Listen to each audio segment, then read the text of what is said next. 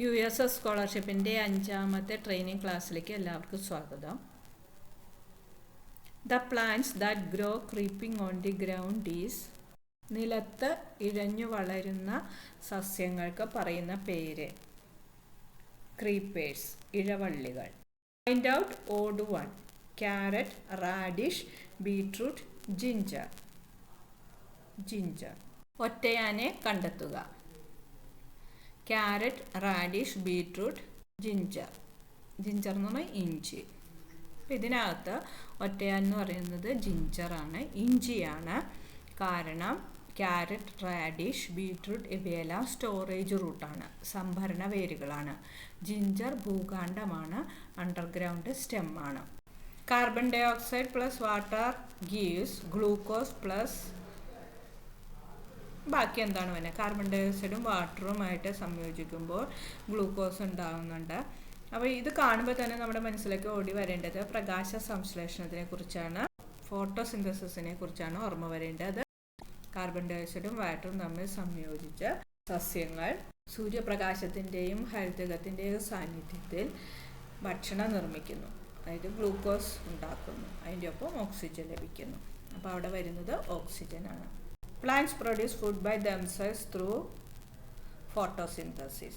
സസ്യങ്ങൾ സ്വയം ആഹാരം നിർമ്മിക്കുന്ന പ്രക്രിയയ്ക്ക് പറയുന്ന പേര് പ്രകാശ സംശ്ലേഷണം. In which day we celebrate the world water day. ലോക ജലദിനം എന്ന് March 22. During germination which part of the seed that develop into stem. Germination of seeds അല്ലെങ്കിൽ ബീജാങ്കരണം എന്ന് പറഞ്ഞാൽ നമുക്കറിയാം, വിത്തിനകത്തുള്ള ഭ്രൂണം തൈച്ചെടിയാകുന്നതാണ് ഈ പ്രോസസ്സ്. അപ്പോൾ ഇതിനകത്ത് വിത്ത് മുളയ്ക്കുമ്പോൾ ആദ്യം പുറത്തു വരുന്നത് ബീജമൂലമാണ്, റാഡിക്കിളാണ്. അത് വേരായിട്ട് പോകും. പിന്നെ വരുന്നത് ബീജശീർഷമാണ്, അത് മുകളിലേക്ക് വരും, കാണ്ഡമായിട്ട് വളരുന്നു. അതിന് പ്ലമ്യൂൾ. അപ്പോൾ ഇവിടെ വരുന്നത് plumule. When the shadow of the earth falls on the moon. ഭൂമിയുടെ നിഴൽ ചന്ദ്രനെ പതിക്കുമ്പോൾ ഏത് ഗ്രഹണമാണ് സംഭവിക്കുന്നത്?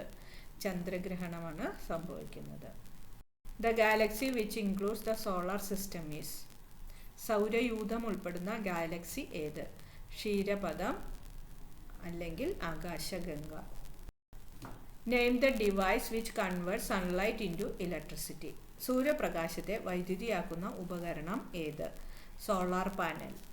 The substances which produce heat on burning air. കത്തുമ്പോൾ ചൂട് തരുന്ന വസ്തുക്കളെ ഏതു പേരിൽ അറിയപ്പെടുന്നു? ഫ്യൂവൽസ് അല്ലെങ്കിൽ ഇന്ധനങ്ങൾ. ഇതോടുകൂടി ഇന്നത്തെ ക്ലാസ് ഇവിടെ അവസാനിക്കുന്നു. എല്ലാവർക്കും നന്ദി, നമസ്കാരം.